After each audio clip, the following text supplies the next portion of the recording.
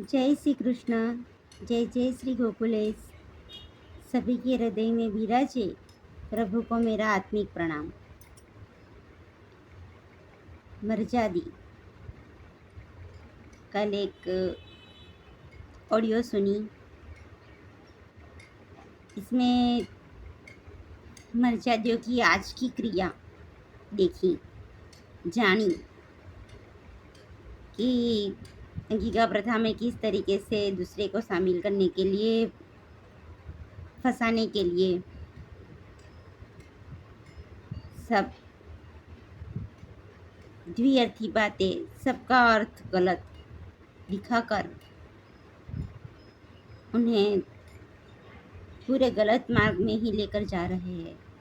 क्या मर्यादी ऐसे होते हैं? अंगीकार शब्द का पूरा सत्यानाश कर चुके हैं, मर्यादी शब्द का भी पूरा सत्यानाश कर चुके हैं। क्या ये है पुष्टि मार्ग? मर्यादी कैसे होते हैं?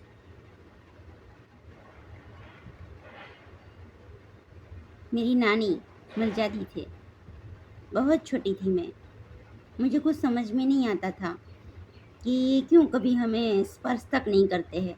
पूरे दिन सेवा में, 80 साल के थे, अपने हाथ से ही अपनी रसोई बनाते थे, सिद्ध करते, सारी प्रभु को धराते, अपने हाथ से खाते। मुझे याद नहीं है कि कभी उन्होंने मुझे अपनी गोदी में लेकर मेरे साथ मतलब खेले हो, मुझे याद नहीं है, कभी भी नहीं। कोई अटैचमेंट नहीं था, बस वो उनका अटैचमेंट पूरा प्रभु के साथ ही था। जब उनके आखिरी समय थे तब वो मतलब 3-4 दिन तक उनके कुछ अन्न नहीं लिया था, कुछ खाया पिया नहीं जा रहा था उनसे, पूरे पथारीवश। जब दवाई की बात आती ना, उनको दवाई लेने के लिए कोई कहती, मेरी मम्मी या मेरे मामा,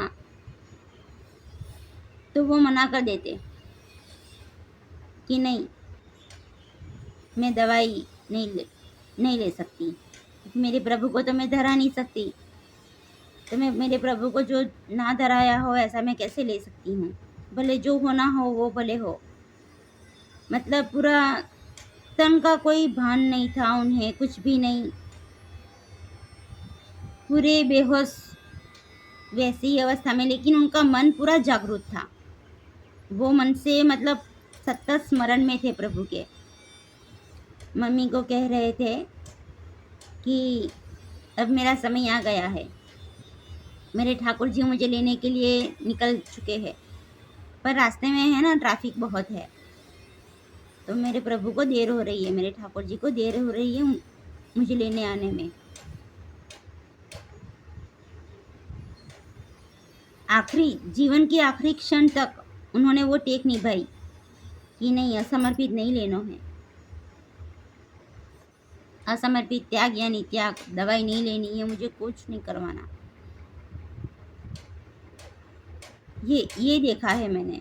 मर्यादी का स्वरूप मैं ये जानती हूँ कि ऐसे होते हैं मर्यादी। हाँ, मुझे छोटी थी तो मुझे ऐसा कई बार होता था कि ये कैसे है, कभी मेरे साथ खेलते भी नहीं, हमको तो नानी का प्यार भी नहीं मिला। पर अभी मैं समझ रही हूँ ये बात को कि वो कितना मतलब प्रभु को कितना पूर्ण समर्पण था उनका। और ऐसे होते हैं मर्यादी। और ये जो मैंने सुनने में आया अभी मर्यादी का, कहाँ लेकर जा रहे हो पुष्टि मार्ग को? ऐसा लगता है कि कुछ बातें ना जानी होती ना तो अच्छा होता। ये जो भी सामने आ रही है ना थोड़ी थोड़ी करके बातें, सच में ऐसा हो रहा है कि ये सब बातें तो ना जानते तो अच्छा था।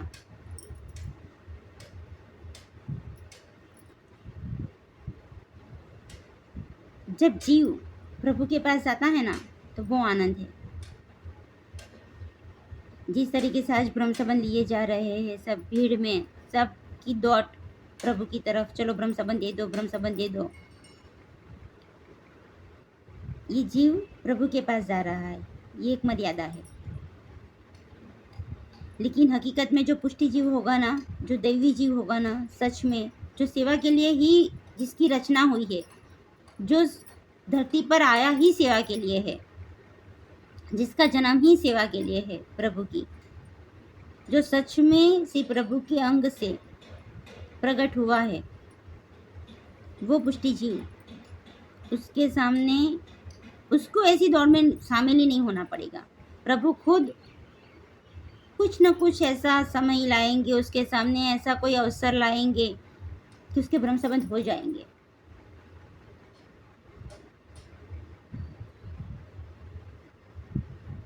जीव प्रभु के पास जाए वो आनंद है, प्रभु जीव के पास आए वो परमानंद है। जीव प्रभु के पास जाए वो मर्यादा है, प्रभु जीव के पास आए वो परमानंद है। परमानंद ही पुष्टि है। सच में बहुत कीचड़ बना चुके हो, मतलब पुष्टि मार्ग को। श्री वल्लभ के खाली चित्र जी में भी हम डूबे ना, उनकी आंखों में, उनकी गहराई में अगर नेत्रों में डूबी जाए, हम डूबे तो हमको पूर्ण अलौकिकता से सभी पूरी रासलीला का दर्शन हो जाए। इतना आनंदमय स्वरूप है श्री वल्लभ का। और जैसे उनके रोम रोम से प्रभु के अनुभव, प्रभु के एहसास छलक रहे हैं,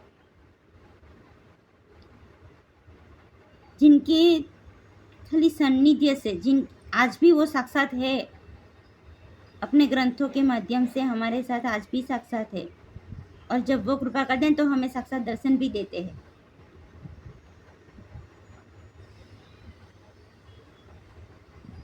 बहुत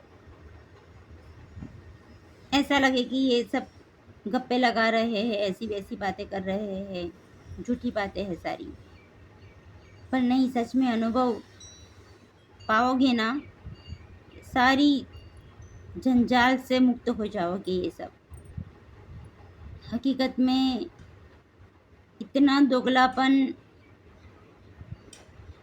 हर बात में अंदर कुछ बाहर कुछ, पूरी सत्यता का कोई दर्शन ही नहीं है इसमें। ये जो बातें जानने को मिल रही है ना, इसमें सत्यता का एक अंश नहीं है। थोड़ा सा भी ऐसा नहीं होता कि ये कौन से मार्ग में हमें प्रभु कृपा से हम आए हैं, प्रवेश हमारा हुआ है, तो हम क्या कर रहे हैं। ये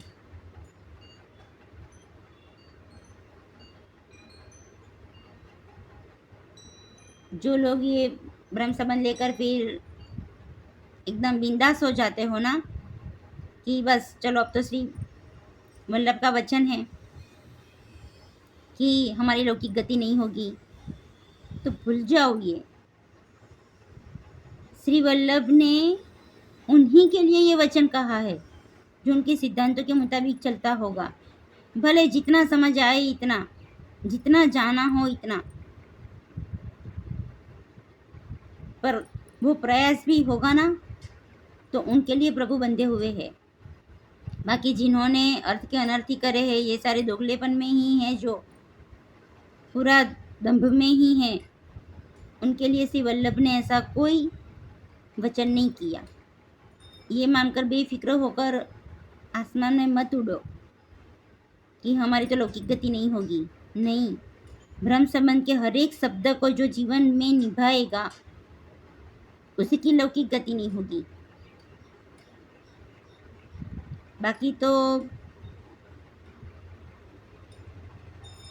क्या ही कहना, अब नहीं बोलना है, क्योंकि जो सुनने में मिला है ना, ऐसा होता है कि हमारे कान अपवित्र हो गए हैं, और ऐसी कोई वाणी बोलकर हमें हमारे मुख को अपवित्र नहीं करना है।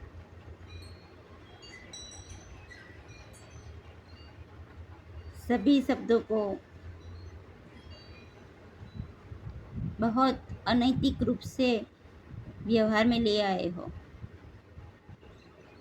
जिसका कोई फ़ायदा नहीं होगा, सिवा पतन की खाई में गिरने के इसका कोई और रास्ता नहीं है। जय श्री कृष्ण। जय जय श्री गोकुलेश।